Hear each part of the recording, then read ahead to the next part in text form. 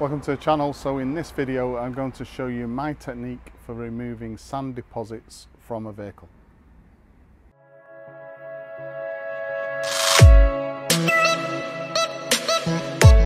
Right, there are times in the year, especially in late summer, when we get sand deposits on the vehicle. So the sand in the atmosphere, rainfall deposits that sand onto the vehicle. Late summer is normally the time when that happens. The issue is we don't just have sand to deal with in late summer, but tree pollen as well. So normally we've got a layer of tree pollen on the vehicle. Even if the vehicle's been cleaned in the last few days, you get some tree pollen on the vehicle. The sand lays on top of that, almost becomes a sanding pad.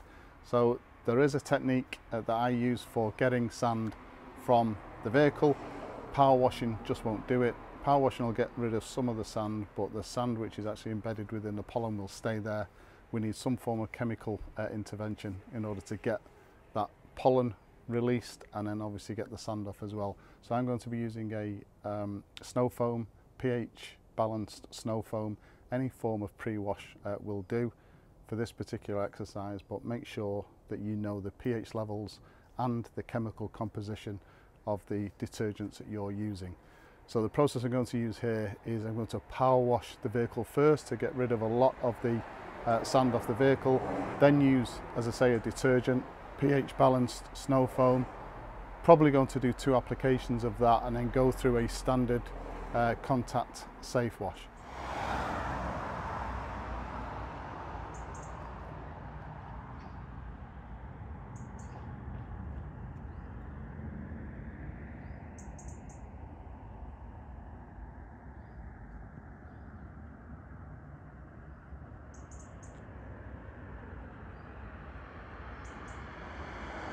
Right, so the first thing with regard to this process is a power wash. So I'm just going to be using clean water to get as much of the sand off as possible, going on low pressure with the power washer. So I've got a Karcher K4 with a variable pressure nozzle on the end of the lance.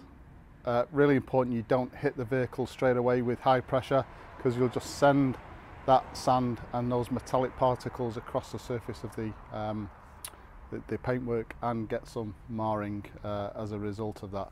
So even a garden hose to begin with for the first pass, get rid of as much of that sand debris as possible. Start from the top of the vehicle, work your way down. I can't understand the argument some people have where they actually work from the bottom of the vehicle up. Always start from the top of the vehicle, work your way down, and then all of that debris gets washed down and onto the floor, and you constantly leaving clean areas as you move down the vehicle.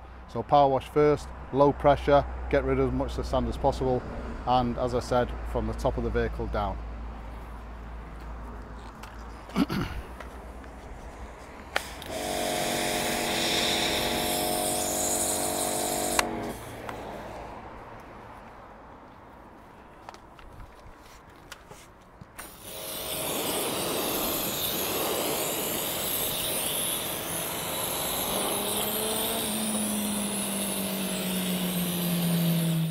Right, so we've done our initial pass with the power washer on low power in order to get rid of the first lot of sand off there. Quick point on when to do this. So it was 32 degrees centigrade yesterday in the UK. I think it's the hottest day of the year. I've chosen early morning to do this. The sun isn't even above the tree line yet. You can't possibly do this exercise in full sun or when it's hot. So either early morning or obviously late afternoon. So now we're going to do a pass with the snow foam, the pH balanced snow foam. Again, detergent to try and break down some of that pollen that's on there, not necessarily with the sand. We need to disrupt that pollen, loosen it to try and get off as much as we possibly can. Again, start from the top of the vehicle and work your way down.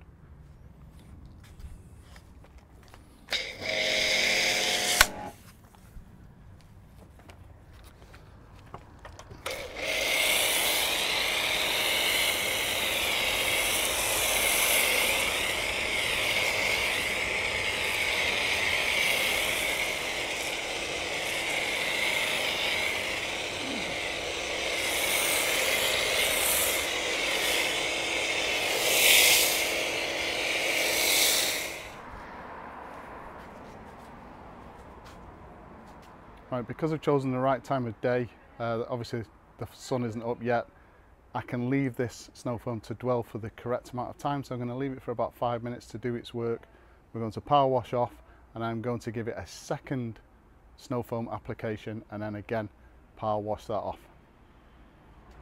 Right, so this is the second application of the snow foam. I'm going to rinse this one off and then start the contact wash. So always rinse from the top down.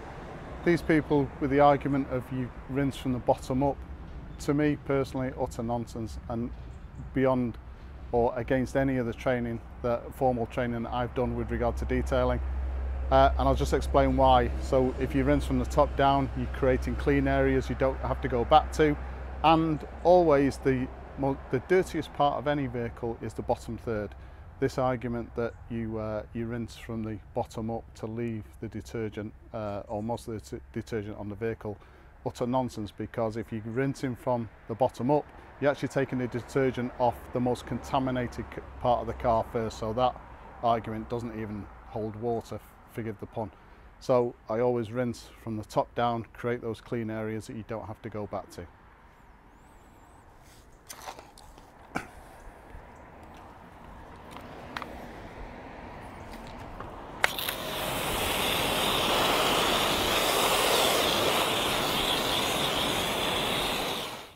Right, so we're now ready for the standard safe wash, 2 bucket safe wash I'm going to use. Check out the Ceramix Detailing YouTube channel. I've done a video on a standard safe wash, so have a look at that. This is exactly the same procedure. The only minor difference with what I'm going to do today is I'm going to be rinsing the wash mitt more often in the clean water because you've still got to suspect that there's some sand remaining on the bodywork.